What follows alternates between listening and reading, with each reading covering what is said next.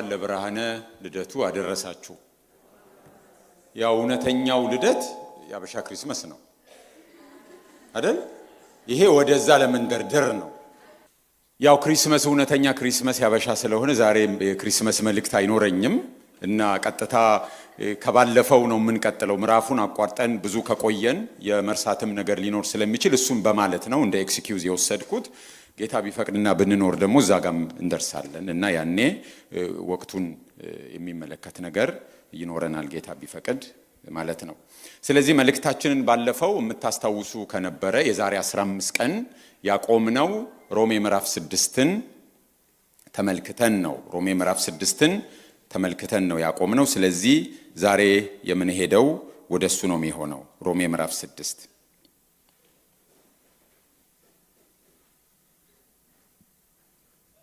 ሮሜ ምዕራፍ 6ን ለሁለት ከፍለን የመጀመሪያውን ክፍል ከቁጥር 1 እስከ ቁጥር 14 ድረስ ተመልክተናል። ዛሬ ደግሞ ከቁጥር 15 ጀምሮ እስከ መጨረሻው ማለትም እስከ ቁጥር 23 ነው የምንመለከተው። ለእግዚአብሔር ቃል ክብር ቆመን ብናነበው መቆም የምንችል ሰዎች በጌታ ስም አነባለሁ። እንግዲህ ምን ይሁን? ከጸጋ በታች እንጂ ከሕግ በታች ስላይደለን ኃጢአትን እንስራን አይደለም። ለመታዘዝ ባሪያዎች እንድትሆኑ ራሳችሁን ለምታቀርቡለት ለእርሱ ለምትታዘዙለት ባሪያዎች እንደሆናችሁ አታውቁምን? ወይም ለሞት የኃጢአት ባሪያዎች ወይም ለጽድቅ የመታዘዝ ባሪያዎች ናችሁ። ነገር ግን አስቀድማችሁ የኃጢአት ባሪያዎች ከሆናችሁ ለተሰጣችሁለት ለትምህርት አይነት ከልባችሁ ስለታዘዛችሁ ከኃጢአትም ማርነት ወጥታችሁ ለጽድቅ ስለተገዛችሁ ለእግዚአብሔር ምስጋና ይሁን። ስለ ሥጋችሁ ድካም እንደ ሰው ልማድ እላለሁ። ብልቶቻችሁ አመፃ ሊያደርጉ ለርኩሰት ለአመፃ ባሪያዎች አድርጋችሁ እንዳቀረባችሁ እንደዚሁ ብልቶቻችሁ ሊቀደሱ ለጽድቅ ባሪያዎች አድርጋችሁ አሁን አቅርቡ። የኃጢአት ባሪያዎች ሳላችሁ ከጽድቅ ነፃ ነበራችሁና፣ እንግዲህ ዛሬ ከምታፍሩበት ነገር ያን ጊዜ ምን ፍሬ ነበራችሁ? የዚህ ነገር መጨረሻው ሞት ነውና። አሁን ግን ከኃጢአት አርነት ወጥታችሁ ለእግዚአብሔር ተገዝታችሁ ልትቀደሱ ፍሬ አላችሁ። መጨረሻው የዘላለም ሕይወት ነው። የኃጢአት ደመወዝ ሞት ነውና የእግዚአብሔር የጸጋ ስጦታ ግን በክርስቶስ ኢየሱስ በጌታችን የዘላለም ሕይወት ነው። አሜን። እንጸልይ። እግዚአብሔር ሆይ እናመሰግናለን። እኛን ታናናሾችን እኛን ምስኪኖችን ስለወደድከን እግዚአብሔር ሆይ እኛን ለማዳን ልጅህን ልከህ ልጅህ ሰው ሆኖ በመካከላችን እንደ ሰው ኖሮ መከራን ተቀብሎ ሰው መሆንን በተመክሮ አይቶ እግዚአብሔር ሆይ ስለ ኃጢአታችን ዋጋ ከፍሎ ስላዳነን ያንተ ልጆች ስላደረከን እግዚአብሔር ሆይ እናመሰግናለን። በልጅ ስለተዛመድከን እግዚአብሔር ሆይ በልጅ ልጆች ስላደረከን በፊት ዋጋ እንዳለን በአይን ፊት ዋጋ እንዳለን እኛን ምን ያህል እንደወደድከን ነፍሳችን እንድትረዳ በዚህ በታላቅ ሥራ በማይደገም ድንቅ በሆነ ሥራ እግዚአብሔር ሆይ ስላሳወከን እናመሰግናለን። በልጅ ጨለማችንን ስላበራኸው እግዚአብሔር ሆይ ጨለማችን ከሕይወታችን ስለተገፈፈ ብርሃን ስለሆነልን እግዚአብሔር ሆይ እናመሰግናለን። ያ ወንጌል ከገባን ጀምሮ እግዚአብሔር ሆይ በፊትህ ተስፋ ኖሮን ጌታ ሆይ ሕይወት ኖሮን እግዚአብሔር ሆይ ነገን እያየን እግዚአብሔር ሆይ የሚጠብቀንን ክብር እያየን የምንንቀውን ነገር ኃጢአትን፣ አመፃን፣ ዓለማዊነትን ክደን ንቀን እግዚአብሔር ሆይ ያንተን ብድራት ተስፋ አድርገን እስከዛሬም በቤትህ እንድንኖር ጸጋ በስቶልናል። እናመሰግናለን። እግዚአብሔር ሆይ አሁንም እንደሚገባን መኖር እንድንችል እንደሚገባን በቤትህ እስከ ቀኑ መጨረሻ ታምነን መጠበቅ የምንችልበትን ትምህርት የምንችልበትን ጌታ ሆይ ዕውቀት የምንቀበልበት ጸጋ በቃል ውስጥ ስላለ እናመሰግናለን። ጌታ ሆይ ይሄ ጉባኤ የተባረከ ጉባኤ ይሁንልን። ይሄ ጉባኤ ትምህርት እንደ ጠል እንደ ዝናብ የምትወርድበት፣ ይሄ ጉባኤ ከታሰርንበት ካቃተን ነገር ምንጥቅ ብለን የምንወጣበትን ጸጋ የምናገኝበት እንዲሆንልን እርዳን። የሚሆነው ሁሉ ላንተ ክብር ይሁን። ይሄን የሚቋቋም የክፉ ጉልበት በኢየሱስ ክርስቶስ ስምና ስልጣን የተመታ እንዲሆን እግዚአብሔር ሆይ ያንተ ሐሳብ ብቻ እንዲፈጸም ሁለንተናችንን አንተ ግዛን በጌታ በኢየሱስ ክርስቶስ ስም አሜን። እግዚአብሔር ይባርካችሁ። እንግዲህ ከቁጥር 1 ጀምሮ ስናየው ምዕራፍ 6ን ሐዋርያው ጳውሎስ ስለ ሕግ ደጋግሞ ሲያወራ ነበር እና ሚዳነው በሕግ ሳይሆን apart from the law ከሕግ ውጪ በጸጋ ነው ሚዳነው የሚለውን ነገር ደጋግሞ ያነሳና ስለ ሕግ የሆነች ነገር ነግሮን ነው የሚሄደው። ሕግ ባይኖር ኖሮ ኃጢአት አይታወቅም ነበር፣ ሕግ በመኖሩ ኃጢአት በዛ ይልና ነው የሚያልፈው። ነገር ግን ስለ ሕግ በደንብ ዘርዘር በተን አድርጎ ምንድነው የሚለውን አልነገረንም እስካሁን። አሁንም አይነግረንም። እሱ ለምዕራፍ 7 አቆይቶታል። ምዕራፍ 7 እንዳለ የሚያወራው ስለ ሕግ ነው። ስለ ሕግ ትንሽ ነገር እየነገረን ብቻ እንደ ቅምሻ ቆይ ነገ ነው እያለን ነው የቆየው። 7 ላይ ይመጣል። ግን የሚነሱ ጥያቄዎችን ነው እየመለሰ ያለው። ምንድነው የሚነሳው ጥያቄ? የዳነው apart from the law ነው፣ ከሕግ ውጪ ነው፣ ያለ ሕግ ነው። የዳነው በጸጋ ነው ሲባል እንዴ ሕግ ከሌለማ እንዳሻን መኖር እንችላለን የሚል ጥያቄ ወደ ሰዎች አእምሮ ሊመጣ ይችላል። ከዚህም የተነሳ በጸጋ ብቻ በእምነት ብቻ መዳኑ ሊጎረብጣቸው ስለሚችል ይህን ጥያቄ ሲያነሱ ለነሱ ነው መልስ የሚሰጠው። እስከ ቁጥር 15 ድረስ ምዕራፍ 6 ላይ የተናገረው ነገር በሆነ መልኩ አሁን ከምናየው ጋር ይመሳሰላልም ይለያያል። ቁጥር 1 እንደዚህ ነበር የሚለው። ቁጥር 1 ምዕራፍ 6 እንግዲህ ምን እንላለን? ጸጋ እንዲበዛ በኃጢአት ጸንተን እንኑርን?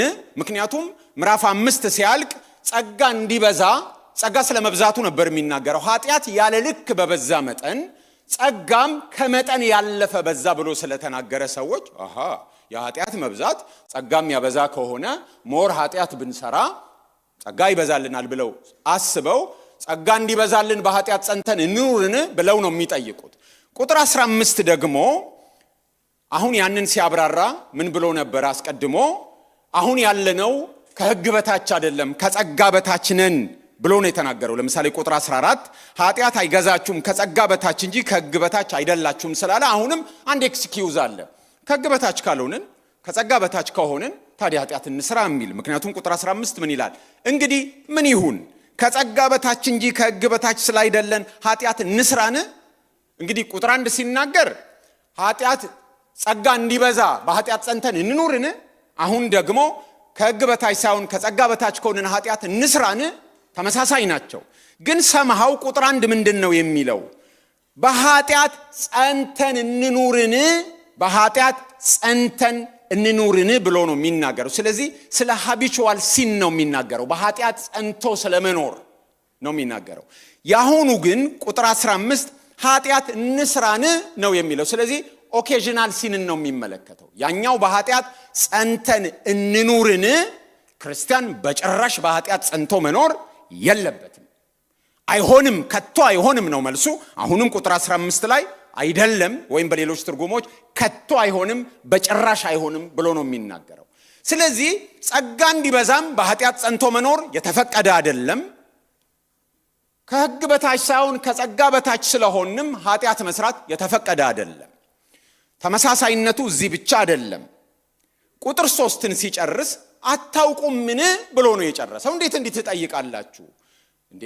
ክርስቶስን ስንቀበል እኮ ሞተናል። ስለዚህ ስንጠመቅ ሞቱን በሚመስል ሞት ሞተናል። ከውሃም ስንወጣ ተነስተናል። ያንን ነው ሲምቦላይዝ ያደረግነው። ከክርስቶስ ጋር አይደንቲፋይድ እንደሆንን አታውቁምን ብሎ ነበር የጠየቀው። አሁንም ይጠይቃል። አታውቁምን ብሎ ቁጥር 16 ለመታዘዝ ባሪያዎች እንድትሆኑ ራሳችሁን ለምታቀርቡለት ለእርሱ ለምትታዘዙለት ባሪያዎች እንደሆናችሁ አታውቁምን? ስለዚህ ተመሳሳይ ናቸው። እንግዲህ ምን ይሁን ብሎ ይጀምራል። እንደዚህ ስለሆነ ኃጢአት እንስራን ወይስ በኃጢአት ጸንተን እንኑርን?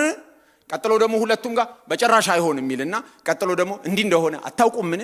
ስለዚህ ክፍሎቹ ተመሳሳይ ናቸው። ያኛው ስለ ሃቢቹዋል ሲን ነው የሚናገረው። ዛሬ የምናየው ደግሞ ስለ ኦኬዥናል ሲን ነው የሚናገረው። ለመጀመሪያው ጥያቄ መልሱ ምንድን ነው? አይደንቲፊኬሽን ነው። ከክርስቶስ ጋር አንድ ሆነናል። ይሄንን ከቁጥር 4 ጀምሮ እስከ ቁጥር 14 ማየት እንችላለን። አሁንም ደግሞ መልሱ አንድ ነው። ክርስቶስን ስናምን የኃጢአት ባርነታችን ቀርቶ የጽድቅ ባሪያዎች እንደሆንን አታውቁምን የሚል ነው። ስለዚህ ይሄ ደግሞ ሰው ሲድን ከኃጢአት ባርነት ነፃ ወጥቶ የጽድቅ ባሪያ እንደሚሆን ነው የሚናገረው። ስለዚህ ልክ ሲጀምር እንዳለው ከጸጋ በታች እንጂ ከሕግ በታች ካልሆንን ኃጢአት እንስራ ወይ? ምክንያቱም ሰው ከሕግ በታች ከሆነ ሕግ ምንድን ነው የሚለው? አትስራ፣ አትንካ፣ እንደዚህ አታርግ ስለሚል አሁን ከዚህ በታች አይደላችሁም ከጸጋ በታች ነው ሲባል ሰው የሚመጣለት ሐሳብ ነፃ ነኝ፣ በቃ የእባቡ ሐሳብ ይመጣል ማለት ነው። ነፃ ናችሁ፣ የወደዳችሁትን ልታረጉ ትችላላችሁ፣ ከእግዚአብሔር በታች አይደላችሁም፣ ከሕግ በታች አይደላችሁም፣ እንደወደዳችሁ በነፃነት መኖር ትችላላችሁ ብሎ ይናገራል። ለመጀመሪያው ክፍል መጀመሪያ ከቁጥር 1 ጀምሮ ላለው ከክርስቶስ ጋር አንድ የሆነው ልክ ክርስቶስን ስናምን ነው። ፓሲቭሊ ነው የሆነው። እኛ እስቲ ከክርስቶስ ጋር አንድ ልሁን ብለን አይደለም። ልክ ስናምን አውቶማቲካሊ ሆኗል። እሱን ግን በጥምቀት ነው የገለጥነው። ግን እሱን የገለጥነው በጥምረት ነው የተጣመርነው። ፓሲቭሊ ነው። ልክ ስናምን በቃ ሆኗል፣ አውቶማቲካሊ ነው። ምንም የምናደርገው ነገር የለም። ቆመን ጌታ ሆይ ብለን ዓለምን ክጃለሁ ኃጢአትን ክጃለሁ ብለን ስንናገር አውቶማቲካሊ ሆነናል። አሁን ግን የጽድቅ ባሪያዎች ናችሁ የሚለው ግን ይሄኛው አክቲቭሊ የሚሆን ነው፣ ፓሲቭሊ አይደለም የሚሆነው። እኛ የምናረገው ሆን ብለን አስበን አቅደን የምንተገብራቸው ነገሮች መኖራቸውን ነው የምናየው ዛሬ ማለት ነው። ስለዚህ በአጭሩ የዛሬው መልእክት ዋና ሐሳብ ኃጢአት እንዴት ልቀንስ ነው። እንዴት ልቀንስ? ኃጢአቴ እንዴት ይቀንስልኝ? የተሻለ ባል እንዴት ልሁን? የተሻለች ሚስት እንዴት ልሁን? የተሻለ ወላጅ እንዴት ልሁን? የተሻለ ሰራተኛ እንዴት ልሁን? የተሻለ ክርስቲያን እንዴት ልሁን? የተሻለ ሰራተኛ እንዴት ልሁን? የተሻለ ሕይወት እንዴት ይኑረኝ ነው። ስለ ኦኬዥናል ሲን ነው የሚናገረው። ክርስቲያኖች ኃጢአት ይሰራሉ ወይ? አዎን ይሰራሉ። ወዴትም ማየት አያስፈልጋችሁም፣ ወደ ራሳችሁ ማየት ነው ያለባችሁ። ክፍሉም ከላይ ሲናገር ከቁጥር 1 ጀምሮ ያለውን ስናይ ይሰራሉ፣ ግን ምን አይደሉም? የኃጢአት ባሮች አይደሉም እንጂ ይሰራሉ። ለዚህ ነው ብልቶቻቸውን የጽድቅ የጦር ዕቃ አድርገው እንዲያቀርቡ ሐዋርያው ጳውሎስ ሲያበረታታ፣ ሲያሳስብ የነበረው። ስለዚህ የዛሬው ጥያቄ እንዴት ኃጢአቴ ይቀንስልኝ? የተሻለ ሕይወት እንዴት ይኑረኝ? ከሃቢቹዋል ሲን ሳይሆን ከኦኬዥናል ሲን እንዴት ነው የምላቀቀው የሚል ነውና አክቲቭሊ የምናደርገው ነገር መኖሩን ነው ከዚህ የምናየው። ቁጥር 16 እንደዚህ ይለናል፣ ባሪያዎች እንድትሆኑ ራሳችሁን ለምታቀርቡለት ለእርሱ ለምትታዘዙለት ባሪያዎች እንደሆናችሁ አታውቁምን? ወይ ለሞት የኃጢአት ባሪያዎች ወይ ለጽድቅ የመታዘዝ ባሪያዎች ናችሁ ይላል። ሰው ሁሉ ባሪያ ነው። ጥቁር ነው ማለት አይደለም። ሰው ሁሉ ባሪያ ነው። ሰው ሁሉ ገለልተኛ የሆነ ሰው የለም። ወይ የኃጢአት ባሪያ ነው ወይ የጽድቅ ባሪያ ነው። እያንዳንዱ ሰው የሚታዘዝለት አለው። ክፍሉ የሚለው ለመታዘዝ ባሪያዎች እንድትሆኑ ራሳችሁን ለምታቀርቡለት ለእርሱ ባሪያዎች መሆናችሁን አታውቁምን? ወይ ለጽድቅ የመታዘዝ ባሪያዎች ናችሁ ወይ ለኃጢአት የአመፅ ባሪያዎች ናችሁ ነው የሚለው። ለሞት የኃጢአት ባሪያዎች ናችሁ ነው የሚለው። ገለልተኛ የሆነ ሰው የለም። ሰው ሁሉ በዚህ ክፍል መሰረት ባሪያ ነው። የማ የሚታዘዝለት አለው። ወይ ኃጢአት ያዘዋል፣ በልበል ሲለው ይላል፣ ያደርጋል። ልክ ስኳር የሚወድ ሰው ቃምቃም እንደሚለው ማለት ነው።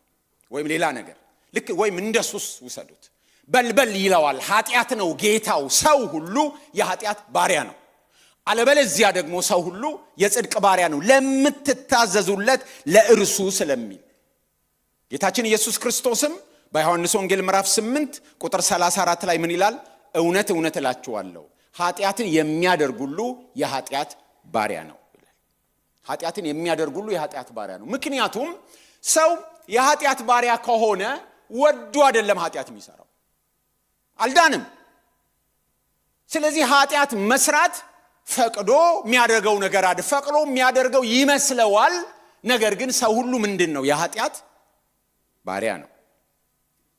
ሰው ሁሉ በአዳም ውስጥ ከሆነ ሰው ሁሉ እስር ቤት ውስጥ ከተወለደ ነፃ ሁሉ ልትሉት አትችሉም። እስረኛ እንዴት ራሱን ነፃ ሊያደርግ ይችላል?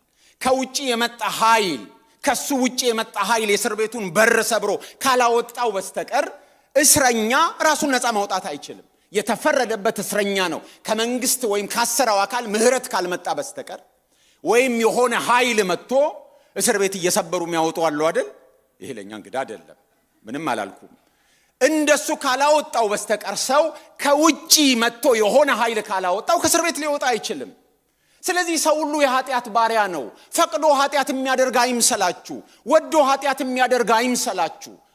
ባሪያ ነው ሰው ሁሉ። ልክ እንደ ሱስ ማለት ነው። ሰው መጠጣት ሲጀምር የሚጠጡ ወይም በዚህ ላይ ያጠኑ ሰዎች እንደሚናገሩት መጀመሪያ ሰውየው ነው መጠጡን የሚያዘው አይደል? ሰውየው መጠጡን ያዛል። ከተወሰነ ጊዜ በኋላ ግን መጠጡ ሰውየውን ምን ያደርገዋል? ያዘዋል። ስለዚህ ሰዎች ሱሰኛ ከሆኑ በኋላ ካልጠጡ እጃቸው ማይዝላቸው ጧት ተነስተው አንድ ማቃቸው ሰውዬ ነበሩ እና እጃቸው ሼክ ያደርጋል እንደዚህ እና በጧት ሰው ይዞላቸው ነው አረቄውን እዛ አረቄ ቤት ሲሄዱ ይዘውላቸው አንዴ ሲያጠጧቸው ከዛ እጃቸው የሚቀጥለውን መያዝ ይችላል። የመጀመሪያዋን ግን በቃ አሁን ወደው ነው ወይ የሚጠጡት? አይችሉም። ካልጠጡ አይናቸው እንደ ቡና ማለት ነው። ቡና ካልጠጣችሁ አይናችሁ የማይገለጥ ሰዎች አላችሁ አይደል? እንደሱ ማለት ነው። ሰው ኃጢአትን የሚሰራው እንደሱ ነው። ባሪያ ነው የኃጢአት። ኃጢአትን የሚያደርግ ሁሉ የኃጢአት ባሪያ ነው መጽሐፍ ቅዱስ የሚለው። ሌላው ደግሞ የጽድቅ ባሪያ ነው። ለምትታዘዙለት ለሱ ወይ ለሞት የኃጢአት ባሪያዎች ናቸው ወይ ለጽድቅ የመታዘዝ ባሪያዎች ናቸው ይላል። ክርስቶስን ያመነና ወህኒ ቤቱን ሰብሮ ክርስቶስ ነፃ ያወጣው ግን የምን ባሪያ ነው? የጽድቅ ባሪያ ነው። ስለዚህ መታዘዝ ልማዱ ነው ማለት ነው። እግዚአብሔርን መታዘዝ፣ ጽድቅን መፈጸም፣ ከኃጢአት መራቅ ባሪያ የእግዚአብሔር ባሪያ ልክ ያኛው እንደማይችል ሁሉ ወዶ ፈቅዶ እንዳለው ይሄኛው ውስጡ ያለው የእግዚአብሔር ሕይወት ወደዛ ነው የሚገፋው። ስለዚህ ገለልተኛ የሆነ ሰው የለም። ሁሉ ሰው አፕታይቱ ነው የሚመራው። ወይ የኃጢአት አፕታይት አለ። በቃ your wish is my command እያልን ነው ኃጢአት ስንሰራ ማለት ነው። የጥሞትን ወይም ደግሞ የሰይጣንን። ሰዎች ለጽድቅ ክሬቪንግ ሊኖራቸው ይገባል። ለኃጢአት ሁሉ ሰው አለው ካልዳነ በስተቀር ማለት ነው። ስለዚህ አማኞች አስቀድመው የኃጢአት ባሪያዎች ነበሩ። ክርስቶስን በማመን ከኃጢአት ነፃ ወጥተው የጽድቅ ባሪያዎች ቢሆኑም ኃጢአት አላድራጊዎች አልሆኑም። ባለፈው 15 ቀን ከላይ ያየነው ክፍል ውስጥ እንዳየነው ያደርጋሉ። ዛሬ የምናወራው ስለ ኦኬዥናል ነው። ነገር ግን ነፃ ሆነዋል። ታዲያ ለምንድን ነው ኃጢአት የሚሰሩት? አሁን የኃጢአት ባሪያዎች አይደሉም። ምክንያቱም ሰው ለአንዱ ነገር ነው ባሪያ የሚሆነው። ወይ ለሞት የኃጢአት ባሪያ ነው ወይ ለጽድቅ የመታዘዝ ባሪያ ነው። ታዲያ ለምንድን ነው የሚሰሩት ከተባለ ጥያቄው አሁን የፈቃድ ጉዳይ ነው። ሰዎች ለኃጢአትም ባሪያዎች የሚሆኑት ራሳቸውን በማቅረብ ነው። ለጽድቅም ባሪያዎች የሚሆኑት ራሳቸውን በማቅረብ ነው። ምክንያቱም ቁጥር 16 እንደዚህ ነው የሚለው፣ ለመታዘዝ ባሪያዎች እንድትሆኑ ራሳችሁን ለምታቀርቡለት ለእርሱ ራሳችሁን ለምታቀርቡለት ለእርሱ ለምትታዘዙለት ባሪያዎች እንደሆናችሁ አታውቁምን? ስለ ሁለቱም ነው። ዝቅ ብሎ ወይ የዚህኛው ወይ የዚህኛው ይላል። ስለዚህ ራሳችሁን ለምታቀርቡለት ነው። ስለዚህ ሰዎች ቢድኑም እንኳን ራሳቸውን ማስገዛት አለባቸው። ምክንያቱም ኢየሱስ አምላክ ብቻ ሳይሆን ኢየሱስ አዳኝ ብቻ ሳይሆን ኢየሱስ ጌታ ነው። ብዙ ጊዜ አዳኝነቱን ነው የምናጎላው፣ ግን ጌታ ነው። ጌታ ነው ማለት ልንገዛለት ይገባል።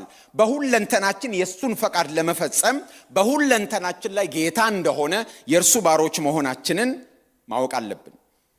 ሰዎች ባሪያ ባይሆኑም ባሪያ የመሆን ግዴታ ባይኖርባቸውም ራሳቸውን በፈቃዳቸው ባሪያ ያደርጋሉ። ሐዋርያው ጳውሎስም በሚጽፍበት ጊዜ በሮም ሰዎች ራሳቸውን በፈቃዳቸው ባሮች የሚያደርጉ ነበሩ። ምክንያቱም የኑሮ ዋስትና ይሰጣል። የቤት ውስጥ ባሮች ነበሩ።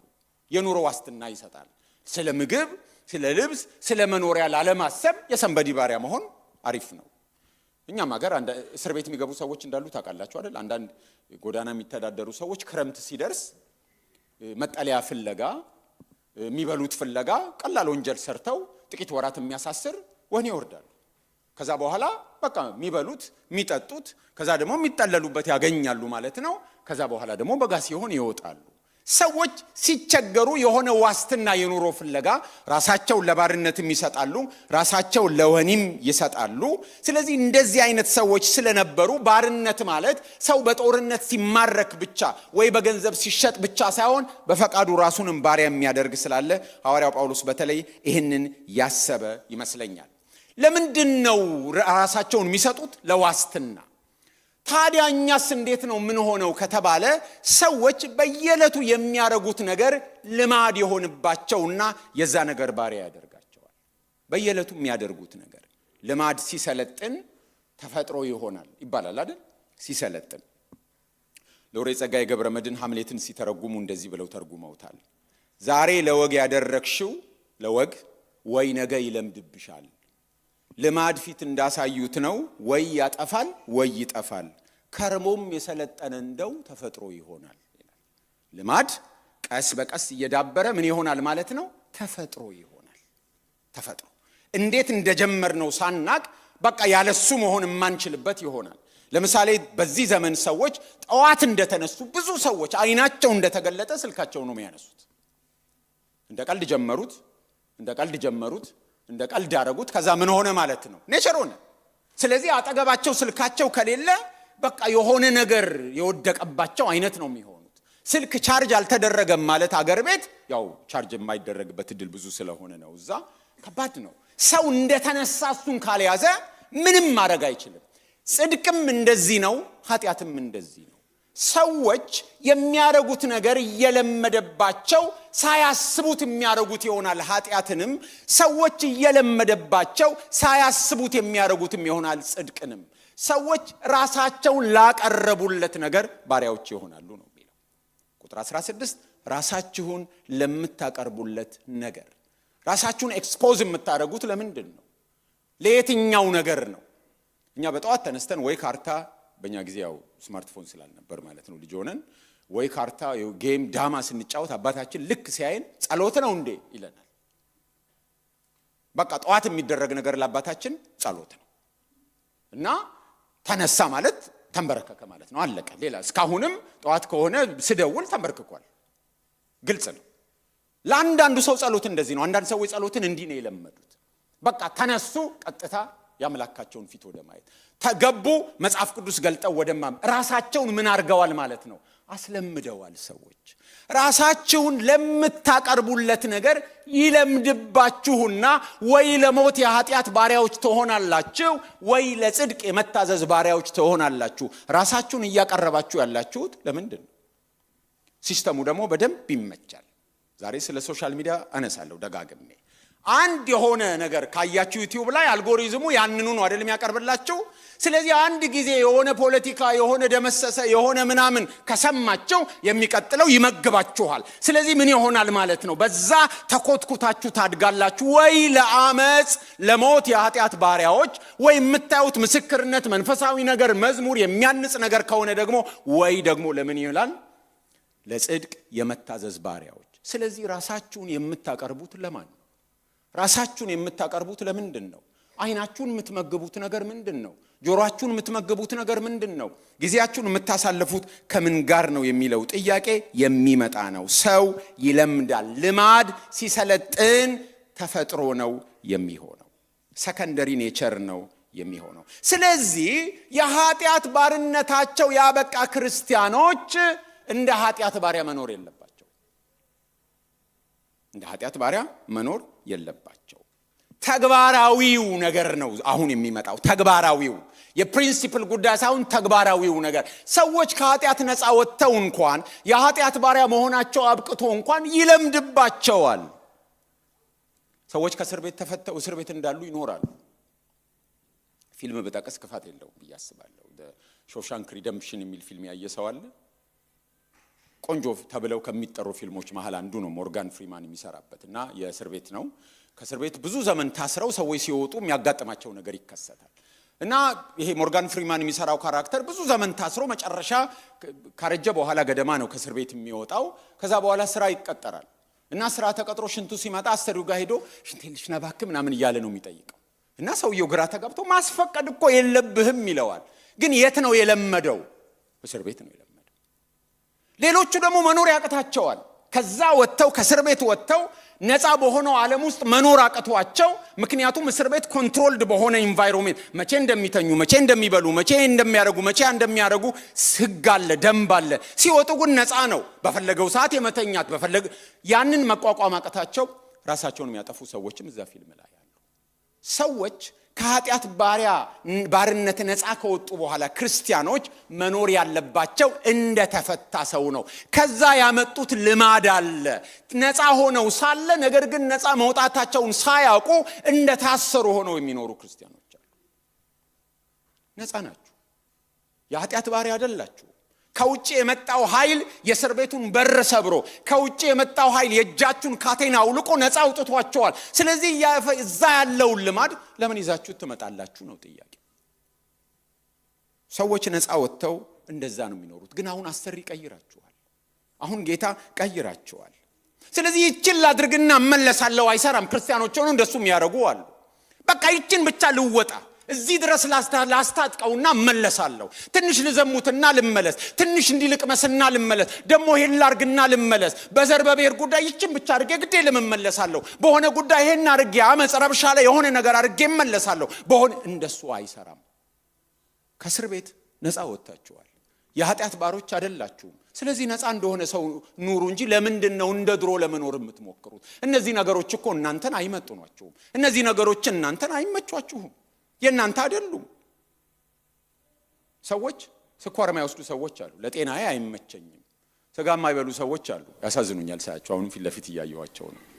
አይስማማኝም ለጤናዬ ብለው አይወስዱ። ለስላሳ ማይጠጡ ሰዎች አሉ። ይሄንና ያን የማያደርጉ ለምን? ለጤናዬ አይስማማኝም ስለሚሉ ያደርጉታል። ሶሻል ሚዲያ አካውንት የሌላቸው ሰዎች ማቃቸው አሉ። በውሳኔ እዚሁ መካከል የለም ይሄ ነገር ለኔ አይሆንም፣ አይመጥነኝም፣ ለኔ አደጋ ነው ብለው ዘመናቸውን ሁሉ የሌሉበት ሰዎች አሉ። ኃጢአትንም እንደዚህ ነው። ኃጢአት ለክርስቲያን አይመቸውም። ለጤናችሁ አይመቻችሁም። አንዴ ላርገው የምትሉት ነገር አይደለም። ስኳር የሚጠነቀቅ ሰው አንዴ ላርገው አይልም። በቃ ያቆማል። ቅባት የሚጠነቀቅ ሰው እንደዛ ነው። ሌላውንም ነገር የሚጠነቀቅ እንደዛ ነው። እነዚህ ስጋ የማይበሉ ወንድሞቼ ከበሉ ሆዳቸው ሲጮህ እነሱም ተረብሸው እኛንም ሲረብሹን ነው የሚቆዩት። አይስማማቸውም፣ አያደርጉትም። ለእናንተም ኃጢአት እንደዚህ ነው። ለክርስቲያን ኃጢአት አይመቸውም። ለክርስቲያን ለጤናው ኃጢአት አይሆነውም። ከኃጢአት ባርነት ነፃ ከወጣ ለምንድን ነው የሚወስደው? ለምን እንዴት መኖር አለበት? ከባርነት ነፃ እንደሆነ ሰው ነው መኖር ያለበት። አንዳንድ ውሾች ታስረው ይቆዩና ሰንሰለታቸው ተፈቶ መፈታቱን ስለማያውቁ እዛው እንደታሰሩ ሆነው ይቀመጣሉ። ከኃጢአት ነፃ ናችሁ። ከኃጢአት ባርነት ነፃ ወጥታችኋል። ስለዚህ አሁን ምንድነው የሚያስፈልጋችሁ? ራሳችሁን የምታቀርቡት ለምንድን ነው? ለምንድን ነው ሌሎች ልክ እንዲሆኑ የማትፈቅዱት? ለምንድን ነው መሸነፍን የማትለማመዱት? ለምንድን ነው ይቅር ማለትን የማትለማመዱት? ለምንድን ነው ለጋስነትን የማትለማመዱት? ለምንድን ነው ኤክስትራ ማይል መሄድን የማትለማመዱት? ለምንድን ነው ለጽድቅ ለመታዘዝ የማትለማመዱት? ለምንድን ነው የደረሳችሁን ወንጌል ለሌሎች ለማካፈል የማትለማመዱት? ለምንድን ነው በጸሎት መትጋትን የማትለማመዱት? ለምንድን ነው ቅዱሱን መጽሐፍ ማንበብን የማትለማመዱት? ለምንድን ነው ለሰዎች ልባችሁን ከፍታችሁ ሌሎችን ማስገባት የማትለማመዱት? አሁን እኮ የኃጢአት ባሪያዎች አይደላችሁም ነው የሚለው ክፍሉ። የሚያወራው ስለ ኦኬዥናል ሲን ነው። ክርስቲያኖች ለበጎ ስራ፣ ክርስቲያኖች ለጽድቅ ስራ የተነቃቁ መሆን አለባቸው። ብዙ ጊዜ አዲስ ክርስቲያኖች የተነቃቁ ናቸው። ከዛ ከኛ ጋር ይገጥሙና እናጋባባቸዋለን ማለት ነው። ቃስ በል እኛንም እንዲያርጎን ነበር አንድ ሰሞን አይነት ማለት ነው።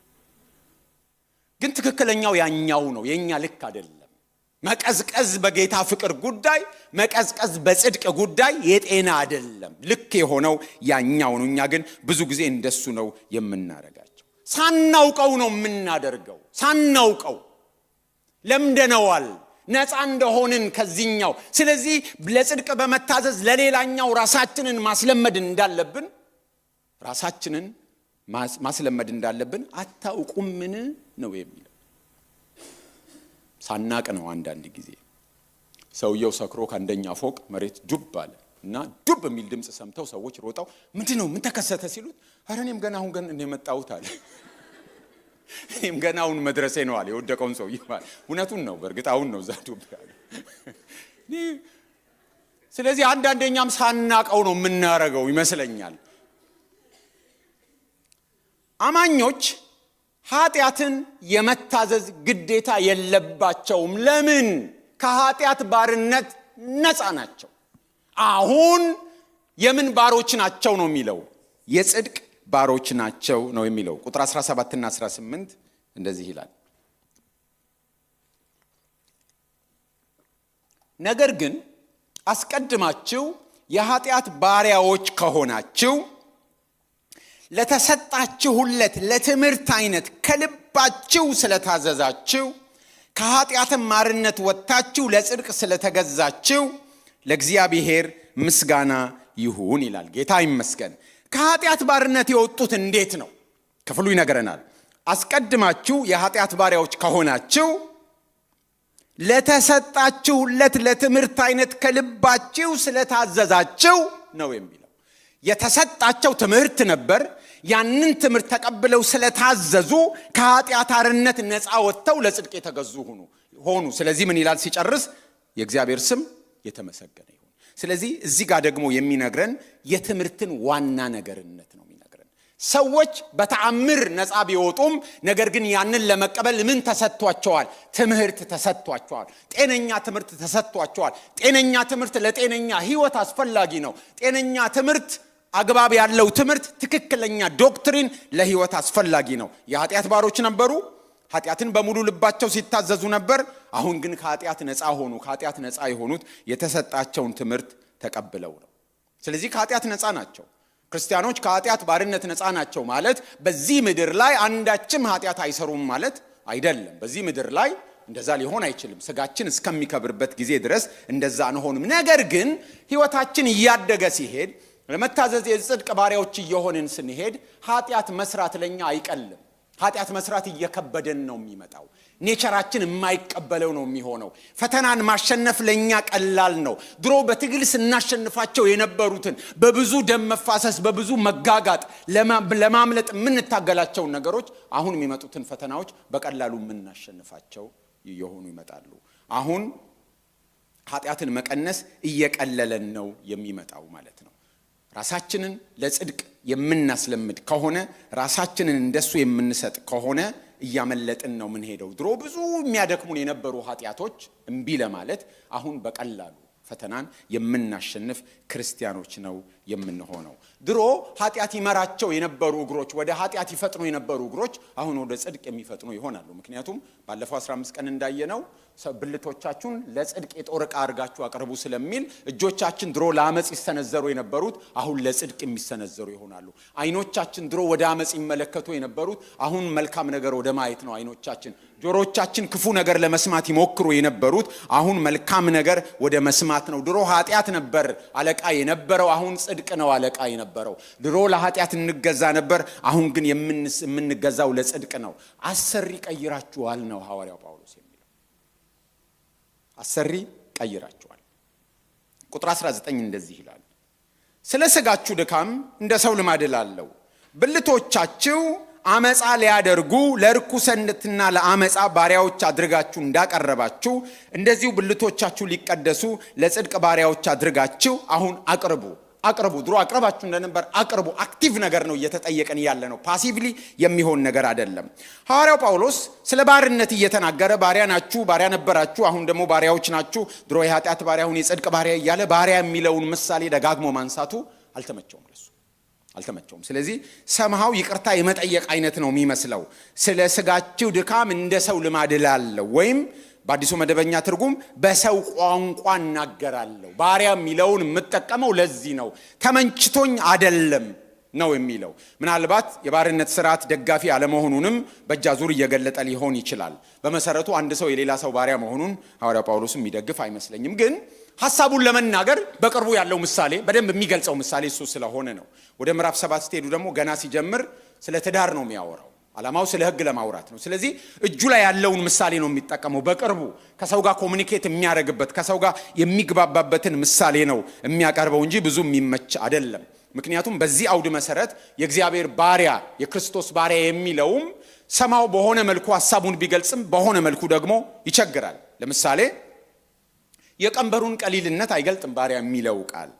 ቀንበሩን የጫነብን ጌታ የእጁን ገራምነት እርሱን ማገልገል የሚሰጠውን ነፃነትና እረፍት የሚገልጥ ቃል አይደለም። ግን በሆነ መልኩ ደግሞ የሆነ ሐሳብ ይገልጣል። የትኞቹም ምሳሌዎች የትኞቹም ዘይቤዎች በሆነ አቅጣጫ ሐሳቡን ያስተላልፋሉ፣ በሆነ አቅጣጫ ደግሞ ዊክነስ ይኖራቸዋል። ስለዚህ ሐዋርያው ጳውሎስ እሱን ነው የሚናገረው። ታዲያ ለምንድን ነው ይህን ምሳሌ ሐዋርያው ጳውሎስ የሚጠቀመው?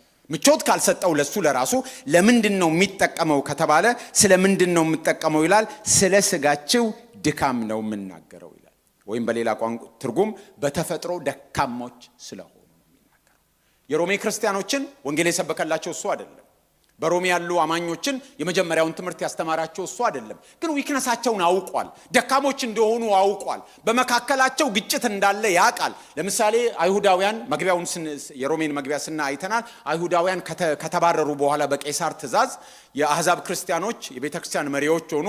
ከዛ የአይሁዳውያን ክርስቲያኖች ሲመለሱ ቦታ አጡ።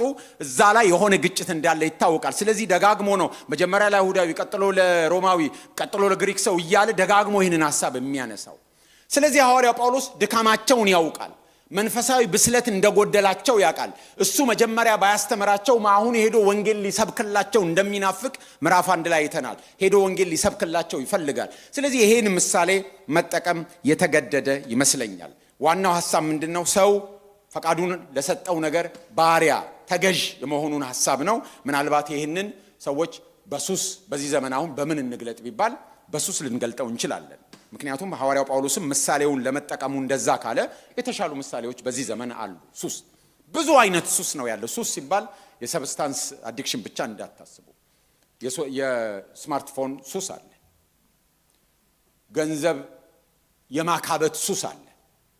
ሱስ ያለባቸው ሰዎች በቁጡ እንኳን የማይበሉ ሲሞቱ ራሳቸው ውስጥ ብዙ ሚሊዮኖች መቶ ሺዎች የሚገኙባቸው ሰዎች ዜና ሰምታችሁ ሊሆን ይችላል። በቃ ዝም ብሎ የማከማቸት ሱስ ያለባቸው፣ የመበላት የምግብ ሱስ ያለባቸው፣ ግለትን ያለባቸው ሰዎች አሉ። በአገራችንም ሌባ ላመሉ ዳቦ ይልሳል ሲባል ሰምታችኋል አይደል?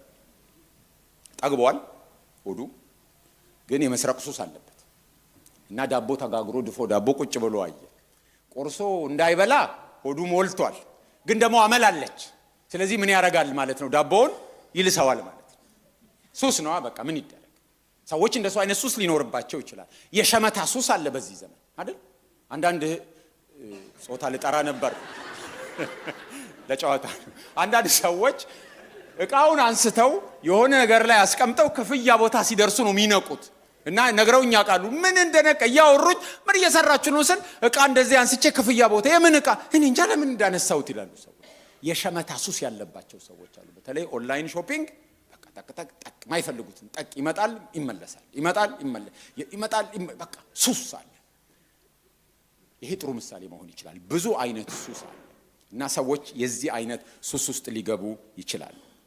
ኃጢአትም ጽድቅም ስታቲክ አይደሉም። በሌላ ትርጉም ብንመለከተው ቁጥር 19ን በአዲሱ መደበኛ ትርጉም ላንብበው። እንደዚህ ይላል፣ ብልቶቻችሁን በባርነት ለርኩሰትና እየባሰ ለሚሄድ ክፋት ታቀርቡ እንደነበረ አሁን ደግሞ ወደ ቅድስና ለሚወስደው ጽድቅ ባሪያ አድርጋችሁ አቅርቡ። ጽድቅ ወዴት ይወስዳል? ወደ ቅድስና። ኃጢአት ወዴት ይወስዳል? ወደ ባሰ እርኩሰት። ኃጢአትም ስታቲክ አይደለም። ሰዎች እየተዘፈቁ ነው ነውር ውስጥ የሚሄዱት። ወደ አዘቅቱ እየገቡ ሞር ባረጉት ቁጥር ባርነታቸው በደንብ እየጠለቀ ቁርጭምጭሚታቸው ጋር የነበረው እስከ ጉልበት እስከ ወገብ እያለ እስኪዘፈቁበት ነው የሚሄዱት። ጽድቅንም ሰዎች ሲያደርጉ ወዴት ያመራል ነው የሚለው?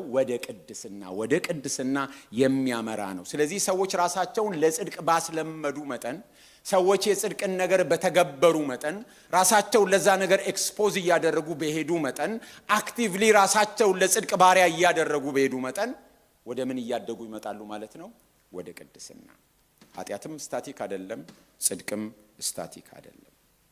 ሰው ያንዱ ነገር ባሪያ ነው። ያንዱ ነገር ባሪያ ከሆነ ያንዱ ነገር ነፃ ነው። ቁጥር 20 እንደሱ ነው የሚለን፣ የኃጢአት ባሪያዎች ሳላችሁ ከጽድቅ ነፃ ነበራችሁ። ሰው የኃጢአት ባሪያ ከሆነ ከጽድቅ ነፃ ነው። የጽድቅ ባሪያ ከሆነ ከኃጢአት ነፃ ነው። ስለዚህ ባርነት ነፃነት ነው፣ ነፃነት ባርነት ነው ሐዋርያው ጳውሎስ የሚለው። የኃጢአት ባሪያ መሆን ከጽድቅ ነፃ መሆን፣ የጽድቅ ጉዳያችሁ አይደለም። የጽድቅ ባሪያዎች ከሆናችሁ ደግሞ ለኃጢአት ምንድናችሁ? ነፃ ናችሁ። ስለዚህ ባርነት ነፃነት ነው፣ ነፃነት ባርነት ነው። የጌታ ባሪያ መሆን ከኃጢአት ነፃ መሆን ማለት ነው። የኃጢአት ባሪያ መሆን ደግሞ ከጽድቅ ጉዳይ ከጌታ ጉዳይ ነፃ መሆን ነው እያለ ነው የሚነግረን። ስለዚህ ለእግዚአብሔር መታዘዝ ነው ከኃጢአት ነፃ የሚያደርገን። ለጽድቅ መታዘዝ ነው ከኃጢአት ነፃ የሚያደርገን። ከዛ በኋላ ቻሌንጅ ያደርጋቸዋል። ቁጥር 21 ላይ እስካሁን ያለውን ነገር ከተናገረ በኋላ ስለዚህ ወይም እንግዲህ ዛሬ ከምታፍሩበት ነገር፣ ዛሬ ሲያስቡት ያፍራሉ። ምን ሆኜ ነው ግን እንደዛ ሳረግ የነበረው? ምን ፍሬ ነበራችሁ? ዛሬ እንደ ቀልድ ኃጢአትን ዝም ብላችሁ እንደ ልማድ የምታረጉት ነገር ድሮ ተዘፍቃችሁበት እያላችሁ አሁን ባሪያ ሳትሆኑ በልማድ ነው የምታረጉት። ያኔ ባሪያ ሆናችሁ ካረጋችሁት ምን ትርፍ አገኛችሁ? ሰው ከኃጢአት ምን ትርፍ ያገኛል? ምን ፍሬ ነው ያገኛችሁት? ራስ ምታት፣ አንጎበር፣ የህይወት ዋጋ ቢስነት፣ ሚኒንግለስነስ ነው ያገኛችሁት? ጸጸት። ምን አገኛችሁና ነው ዛሬ ኃጢአት ሰፈር በቃ እንደዚህ የምትሉት? ኃጢአት ሰፈር ምን ትሰራላችሁ? ያኔ ምን አግኝታችሁ ነበረ ብሎ ነው የሚጠይቃችሁ። ስለዚህ ወደ ኋላ ብትመለሱ ምንድነው የሚጠብቃችሁ? የዚህ ነገር መጨረሻው ሞት ነውና። ስለዚህ የኃጢአት ሰፈር ኦኬዥናሊም ቢሆን መድረስ የለባችሁም። ወደ ኋላ ላለመመለስ ቶም ኤንድ ጄሪ ፊልም አያለሁ፣ እወዳለሁ በጣም ቶም ኤንድ ጄሪ። በነገራችን ላይ በጣም ነው የምወደው። ትልልቅ ሰዎች ካላችሁ እንደኔ የምትወዱ እና ቶም ጄሪን ያባረርና አንድ ቤት ይቆልፍባትና እንዳትወጣ ቁልፉን ይውጠዋል። የት አግኝታ ከፍታ ትወጣ? የሆነበት ቢያስቀምጥ ልታገኝ ነው እና ቁልፉን ይውጠዋል። እና ወደ ኋላ ላለመመለስ ቆልፉና ቁልፉን ምን አርጉት ነው? ዋጡት ነው በቃ። ወደ ኋላ መመለስ ምን ይሰራላችኋል? ምን አለ? ሞት ነው የሚለው። ቁልፉን ዋጡት። ወደ ኋላ ለምን ትመለከታላችሁ? ከምታፍሩበት ነገር ያን ጊዜ ምን ፍሬ ነበራችሁ? መልስ ያለው ጥያቄ ነው። ምንም። አሁን ግን ከኃጢአት አርነት ወጥታችሁ ለእግዚአብሔር ተገዝታችሁ ልትቀደሱ ፍሬ አላችሁ፣ መጨረሻውም የዘላለም ሕይወት ነው። የኃጢአት ደሞዝ ሞት ነውና የእግዚአብሔር የጸጋ ስጦታ ግን በክርስቶስ ኢየሱስ በጌታችን የዘላለም ሕይወት ነው የሚለው። የኃጢአት ደሞዝ ሞት ነው። ደሞዝ ማለት ላባችሁ ማለት ነው፣ ልፋታችሁ ማለት ነው፣ ዲዘርቭ የምታደርጉት ነገር ማለት ነው። የኃጢአት ደሞዝ ሞት ነው። ሞት ለሰው ሲከፈለው የላቡ ነው የተከፈለው። የተገባውን ነው የሚገባውን ነው የሚያገኘው። ዲዘርቭ የማላረገውን ነገር አገኘው ማለት አይችልም። ሞት ደሞዝ ነው። ሰው የሚቀበለው ሞት የሥራው የልፋቱ ነው። የዘላለም ሕይወትስ ደሞዝ ነው ወይ ብለን ስናነብ እንደዚህ ነው የሚለው። አሁን ግን ከኃጢአት አርነት ወጥታችሁ ለእግዚአብሔር ተገዝታችሁ ልትቀደሱ ፍሬ ያላችሁ፣ መጨረሻው የዘላለም ሕይወት ነው። የኃጢአት ደሞዝ ሞት ነውና የእግዚአብሔር የጸጋ ስጦታ ግን በክርስቶስ ኢየሱስ በጌታችን የዘላለም ሕይወት ነው። የዘላለም ሕይወት ደሞዝ አይደለም። የዘላለም ሕይወት ሰው በልፋቱ፣ ሰው በጽድቁ፣ ሰው ተጠንቅቆ በመኖሩ የሚያገኘው ሳይሆን የዘላለም ሕይወት ምንድነው? ስጦታ ነው። ኃጢአት ግን ምንድነው? ደሞዝ ነው። ስለዚህ ሰው እግዚአብሔርን የእጄን ስጠኝ የልፋቴን ስጠኝ ካለ የሚያገኘው ኃጢአት ስለሆነ የሰራው ኃጢአት ስለሆነ ሞት ነው። የዘላለም ሕይወት ግን ዲዘርቭ የማናደርገው ነገር ምንድነው? ስጦታ ነው። ስለዚህ አፍተር ኦል ሰው ወደ እግዚአብሔር ፊት ቀርቦ የሚገባኝን ስጠኝ ሊል አይችልም። ምንም አይነት የጽድቅ ሕይወት ቢኖር፣ ምንም አይነት የቅድስና ሕይወት ቢኖር፣ ምንም አይነት ጥንቃቄ የተሞላ ሕይወት ቢኖር የማታ የዘላለም ሕይወት ምንድነው? ስጦታ ነው። የዘላለም ሕይወት ደሞዝ አይደለም። ኃጢአት ግን ምንድነው? የኃጢአት ደሞዝ ምንድነው? ሞት ነው። ድነት ግን የዘላለም ሕይወት ምንድነው? ስጦታ ነው። ስለዚህ ሰዎች እግዚአብሔር ጋር ሲደርሱ ስጠኝ የሚሉት የሚገባቸውን አይደለም፣ የማይገባንን ነው የሚሰጠን። እንዴትም አይነት ሕይወት ብንኖር፣ እንዴትም አይነት ንጽህና የተሞላ ሕይወት ብንኖር የምናገኘው ክፍያ አይደለም። እግዚአብሔር ሁል ጊዜ የሚሰጠን ያልተገባንን ነገር ነው። እንግዲህ መንገዶቹ ሁለት ናቸው። ጌቶቹ ሁለት ናቸው። አሰሪዎቹ ሁለት ናቸው። ባርነቱ ሁለት አይነት ነው። ውጤቱም ሁለት አይነት ነው። አሰሪዎቹ ሁለት ናቸው። ባርነታችን ሰው ሁሉ ወይ ለሞት የኃጢአት ባሪያ ነው ወይ ለጽድቅ የመታዘዝ ባሪያ ነው። ስለዚህ ወይ እግዚአብሔር ባሪያ ነው ወይ ሰይጣን ባሪያ ነው። መንገዶቹ ሁለት ናቸው። ጠባብና ሰፊ ነው። ጠባቡ ጭንቅ የሞላበት ነው ጌታችን እንደተናገረው። ሰፊው ግን በጣም የሚመች የሚደላ ነው። መጨረሻቸው ግን አንድ አይደለም። የዚህኛው ሞት ነው፣ የዚህኛው የዘላለም ሕይወት ነው። እሱ ብቻ አይደለም፣ የሚገኝበት መንገድም ይለያያል። ይሄኛው ደሞዝ ነው፣ ይሄኛው ደግሞ ምንድን ነው? ነፃ ስጦታ ነው። የዘላለም ሕይወት ልክ እንደ ደሞዝ እሱ ጋር የነበረ የሚሰጥ ነገር ሳይሆን ከእግዚአብሔር ጋር ልዩ ወደሆነ ግንኙነት ውስጥ መግባት ነው። ከእግዚአብሔር ጋር ወደ መስማማት፣ ከእግዚአብሔር ጋር ቤተሰባዊነትን መመስረት ነው። ስለዚህ ክርስቲያኖች የኃጢአት ባርነታቸው አብቅቷል። ግን ይሄ ባርነት ወዲያው በሌላ ባርነት ካልተቀየረ በስተቀር ልቅነትን ያመጣል። ሐዋርያው ጳውሎስ በሳል መጋቢ ስለሆነ ይሄንን አስምሮበት ነው የሚናገረው። በገላትያ መልእክቱ ሲናገር ምዕራፍ 5 ቁጥር 13 ላይ እንደዚህ ይላል። ገላትያ 5:13 ላይ ወንድሞች ሆይ እናንተ ለአርነት ተጠርታችኋልና ብቻ አርነታችሁ ለሥጋ ምክንያት አይስጥ ነው የሚለው። አርነት ወይም ነፃነት ኤክስኪውዝ ሊሆን ይችላል ለኃጢአት፣ ለሥጋዊነት። እኔ ነፃ ነኝ፣ በሕግ አትሰረኝ፣ በሕግ አልታሰርም የሚለው አቲቲዩድ ነፃነታቸውን፣ ሰዎች አርነታቸውን ለሥጋ ሊጠቀሙበት ይችላል። ሌላኛው በሳል መጋቢ ጴጥሮስ፣ ሐዋርያው ጴጥሮስ ደግሞ በመጀመሪያ መልእክቱ ምዕራፍ 2 ቁጥር 16 ላይ እንደዚህ ይላል። ቅዱስ ጴጥሮስ አንደኛ ጴጥሮስ 2:16 ላይ እንዲህ ይላል፣ አርነት ወጥታችሁ እንደ እግዚአብሔር ባሪያዎች ሁኑ እንጂ ያ አርነት ለክፋት መሸፈኛ እንዲሆን አታድርጉ ይላል። ያ አርነት ለክፋት መሸፈኛ እንዲሆን አታድርጉ። ልጓም ያልገባለት ነፃነት ለልቅነት ይዳረጋል። ልጓም ያልገባለት ነፃነት ለልቅነት ነው የሚዳረገው። አስቀድመን የኃጢአት ባሪያዎች ነበር። የኃጢአት ባርነት ወደ ጽድቅ ባርነት ካልተቀየረ፣ ከዚህኛው ወጥተን መውጣታችንንና ወደዚህ መግባታችንን ካላወቅን ምን ሊከሰት ይችላል ማለት ነው? ነፃነት ወደ መፋነን ሊቀየር ይችላል። ነፃነት ጽድቅን ወደ መጥላት ሊቀየር ይችላል። ነፃነት ለጽድቅ ግዴለሽ ወደ መሆን ሊመራ ይችላል። ክርስቲያኖች ሁሉ ግን ከዚህኛው ነፃነት ሲያገኙ ወዲያውኑ በዚህኛው ስር ሆነው ለጽድቅ እየተገዙ ጽድቅን እየተለማመዱ እንዲኖሩ ነው። አለበለዚያ ከጌታ ያገኘነውን ነፃነት መልሰን ለውድቀት ልንጠቀምበት እንችላለን።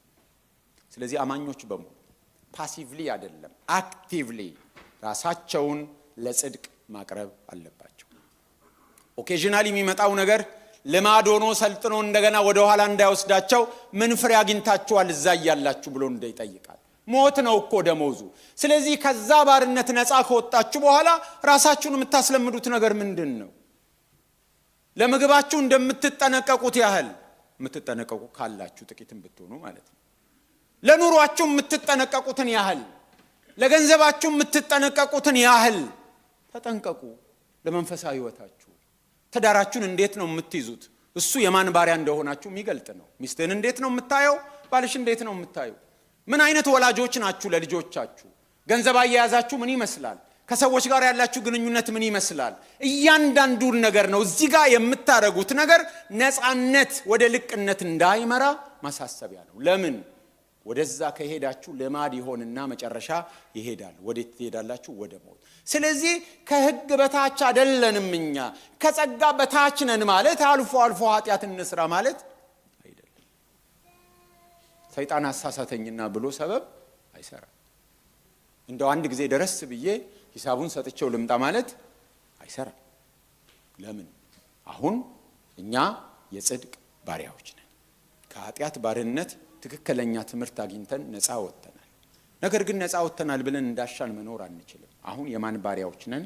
የጽድቅ ባሪያዎች ነን። እየጨመረ የሚሄድ ነው። ወዴት እየጨመረ? ወደ ቅድስና እየጨመረ የሚሄድ ነው። ነፃ ወጥታችኋል። ነፃ እንዳልወጣ ሰው አትሁኑ ነው ሐዋርያው ጳውሎስ የሚለው። እንደ ተፈታ ሰው ኑሩ። የተፈታችሁት የክርስቶስ ባሪያ ለመሆን ነው። ስለዚህ ሰው ነፃ ሲወጣ ከአንዱ ነገር ነፃ ሲወጣ ለአንዱ ነገር ነው ነፃ የሚወጣው። ከኃጢአት ባርነት ነፃ የወጣ ነው ለጽድቅ ባርነት ነው። ስለዚህ ከአንዱ ነገር ነፃ መውጣት ብቻ በቂ አይደለም። ለአንዱ ነው ነፃ የምንወጣው። ከኃጢአት ነፃ የወጣ ነው ለጽድቅ ባርነት ነው። ከሰይጣን ባርነት ነፃ የወጣ ነው ለእግዚአብሔር ባርነት ነው። ከዚህኛው ነገር ነፃ የወጣ ነው ለዚህኛው ነው። ለምን? ሰዎች የኃጢአት ባሪያ ሳሉ ከጽድቅ ነፃ ናቸው። የክርስቶስ ባሪያ ሲሆኑ ደግሞ ከዛ ነፃ ናቸው። ስለዚህ ነፃነት አማኝ በክርስቶስ ሞትና ትንሣኤ የቀረበለትን ወንጌል ከሕግ ውጪ አፓርት ፍሮም the law በማመን ብቻ በእምነት ብቻ በጸጋ ብቻ ተቀብሎ የእግዚአብሔር ልጅ ሲሆን ነፃ የወጣው ለምንድን ነው? ለጽድቅ ነው ነፃ የወጣው። ስለዚህ ከኃጢአት ባርነት ነፃ የምንወጣው ሁላችንም ለጽድቅ ባርነት ነው። ታዲያ ሰዎች ከሕግ በታች ከነበሩበት ጊዜ ከነበራቸው ሕይወት ይልቅ አሁን ወንጌልን ሲቀበሉ እግዚአብሔር ያነሰ ሕይወት እንደሚጠብቅባቸው ለምንድን ነው የምናስበው? ከጥያቄው ጀርባ ያለው ይሄ ነው። ድሮ ሰዎች በሕግ የሆነ አይነት ላይፍ ነበራቸው። አሁን ግን በክርስቶስ ወንጌል ነፃ ሲወጡ ያነሰ ሕይወት ለመኖር ነው የፈለጉት። ሰዎቹ እንዲህ የጠየቁ አይደሉም። ሐዋርያው ጳውሎስ እንዲህ ጥያቄ ቢነሳ ብሎ ነው እየመለሰ ያለው። ግን እንዲህ የሚያስብ ሰው ካለ፣ ኃጢአት ለማድረግ ነፃ ነኝ ብሎ የሚያስብ ሰው ካለ እንዴት እግዚአብሔር ያነሰ ሕይወት ይጠብቅበታል? ሰው በሕግ ዘመን ከነበረው ያነሰ ሕይወት፣ ክርስቶስን ሳያቅ እንኳን ከነበረው ሕይወት ያነሰ ሕይወት፣ መልካም ማድረግ ጥሩ እንደሆነ ጌታንም ሳያቅ የሚያቅ ሰው ጌታን ሲቀበል ያነሰ ሕይወት እንዴት እግዚአብሔር ይጠብቅብናል ብላችሁ ታስባላችሁ? ብለን እንዴት እናስባለን? እንጸልያለን። አርነት ወይም ነፃነት የተሰጠን ስህተት ውስጥ እንድንዘፈቅ ሳይሆን ነፃነታችንን ለኃጢአት መለማመጃ እንድናደርገው ሳይሆን ከኃጢአት ነፃ የወጣ ነው ለጽድቅ።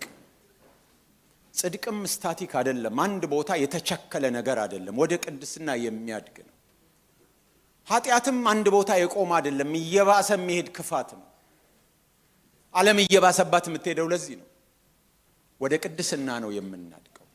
ከኃጢአት ነፃ የሆነው ለጽድቅ ነው። ምናልባት ጌታን የማታውቁ ሰዎች ካላችሁ በዚህ ጉባኤ የኃጢአት ባሮች ናችሁ። ብትፈልጉትም ባትፈልጉትም ብትፈቅዱም ባትፈቅዱም ባሪያ ፈቃድ የለውም። ስለዚህ ወደ ኃጢአት ነው የምትሄዱት። ከውጪ ግን ወህኒውን ሰብሮ ነፃ የሚያወጣችሁ ጌታ በደጅ አለ። እርዳኝ ብቻ ማለት እጃችሁን አንስታችሁ እርዳኝ ጌታ ሆይ ያዘኝ እጄን። ዛሬ የምናስበው አምላክ ሰው የሆነበት ቀን ሰው ሆኖ ብቻ አላበቃም። መከራችንን ተቀብሎ ተሸክሞ በቀራንዮ መስቀል ላይ እርቃኑን ተሰቅሎ መዳኛ መንገድ ከፍቶልናል። በእኛና በእግዚአብሔር መካከል የነበረው ገደል አምላክም ሰውም በሆነው በክርስቶስ ድልድይነት ተገጥሟል። ስለዚህ እጃችሁን ማንሳት ብቻ ነው። እጃችሁን ይዞ ያወጣችኋል ከዛ ውስጥ። ወህኒ ቤቱ ካልተሰበረ ራሳችንን ፈተን ልንወጣ አንችልም። ነገር ግን ከባርነት ነፃ የምትወጡት የክርስቶስ ባሪያ ለመሆን ነው። ከኃጢአት ባርነት ነፃ የምትወጡት የጽድቅ ባሪያ ለመሆን ነው። ለጽድቅ ነው ነፃ የምትወጡት። ያነሰ ሕይወት አይጠብቅም። በቤቱም የኖርን ያነሰ ሕይወት ሊኖረን አይገባም። ጥሩም እኮ ጥሩ ሰው መሆን ጥሩ ነው ተብሎ ጥሩ ለመሆን የምናረጋቸው ነገሮች አሉ። እንዴት ያነሰ ሕይወት አሁን ይኖረናል? ይቅርታ ጥሩ እንደሆነ ዓለምም ታውቃለች እኮ። ፍቅር ጥሩ እንደሆነ ዓለምም ታውቃለች እኮ። ሰላም ጥሩ እንደሆነ ዓለምም ታውቃለች። ቸርነት ጥሩ እንደሆነ ዓለምም ታውቃለች። ያነሰ ሕይወት እንዴት ይጠበቅብናል? እኛ እኮ ከዛ የበለጠ ነገር ነው። ከዛ እልፍ ያለ ኃጢአት ነው አይደለም ከሚል የዘለለ ሕይወት ውስጥ ነው ያለ ነው። ይሄን ላርግ አላድርግ ከሚል ያለፈ የእግዚአብሔርን ፍቅር የሚገልጥ ያለፈ ሕይወት ውስጥ ነው ያለ ነው። እኛ ወደ ቅድስና የሚያመራ የጽድቅ ባሮች። እግዚአብሔር ሆይ እናመሰግንሃለን። ስላዳንከን እናመሰግንሃለን። የማይገባንን ሕይወት ከሕግ ውጪ በጸጋ ብቻ የማይገባንን ሕይወት ስለሰጠህን ነፃ ስጦታ ነው፣ የእግዚአብሔር ስጦታ ነው እንደተባለ የዘላለም ሕይወት የእግዚአብሔር ነፃ ስጦታ እንደተባለ ስጦታ በልጅ ሞት ስለሰጠህን ውዱን ስጦታ ለኛ በነፃ ስለሰጠህን እናመሰግናለን። ሰንሰለታችንን ሰብረሃል፣ ቀንበራችንን ሰብረሃል፣ ወህኒያችንን ከፍተ ጴጥሮስ ከእስር ቤት አውቶማቲክ በሆነ ሁኔታ በሩ ተከፍቶለት ህልም የሚያይ እየመሰለው እንደወጣ ራእይ የሚያይ እየመሰለው እንደወጣ ወህኒያችን ተከፍቶ ስለወጣን እግዚአብሔር ሆይ እናመሰግናለን። ከዲያብሎስ ባርነት፣ ከሰይጣን ባርነት፣ ከኃጢአት ባርነት በልጅ ሞት ስላወጣህን ከሞት ስላዳንከን መቃብራችን ተከፍቶ የሚጠብቀን ሰዎች ሞት አፉን ከፍቶ የሚጠብቀን ሰዎች ስላመለጥን ነፍሳችን ካዳኞች ወጥመድ ወፍ እንደምታመልጥ ስላመለጠች እግዚአብሔር ሆይ እናመሰግናለን። ባሮች ስላልሆንን ጌታ ሆይ የኃጢአት የሰይጣን ባሮች ስላልሆንን ተመስገን። ነገር ግን ነፃ ወጥተን ጌታ ሆይ ነፃነታችን አርነታችን ለሥጋ ነፃነት የሚሰጥ ወደ ልቅነት የሚያመራ እንዳይሆንብን እግዚአብሔር ሆይ ራሳችንን ለጽድቅ እያስገዛን ራሳችንን ጌታ ሆይ የጽድቅ ሥራዎችን እያስለመድን ሁለተኛ ተፈጥሯችን እስኪሆን ድረስ መጸለይ እስኪለምድብን ማንበብ እስኪለምድብን ጽድቅ መልካም ነገር ማድረግ እስኪለምድብን ቸርነት እስኪለምድብን ሳናስብ እስክናረገው ድረስ ጌታ ሆይ የማንነታችን አካል እስኪሆን ድረስ ይቅር ማለት እንዲለምድብን ፍቅር እንዲለምድብን እግዚአብሔር ሆይ ራሳችንን ባሪያ ማድረግ እንድንችል እባክህ እርዳን። ጌታ ሆይ ወደ ቆሻሻው ከመሄድ ወደ አበባው መሄድ ወደ መልካሙ ነገር መሄድ ራሳችንን መልካም ነገር ወደ ማስለመድ መሄድ እግዚአብሔር ሆይ እንድንችል እባክህ እርዳን። ስላስተማርከን ስለመከርከን ተመስገን። ስለበዛልን ጸጋ ስለበዛልን ቃል ተመስገን። ጌታ ሆይ በአግባቡ መኖር እንድንችል እርዳን። በጌታ በኢየሱስ ክርስቶስ ስም አሜን። እግዚአብሔር ይባርካችሁ።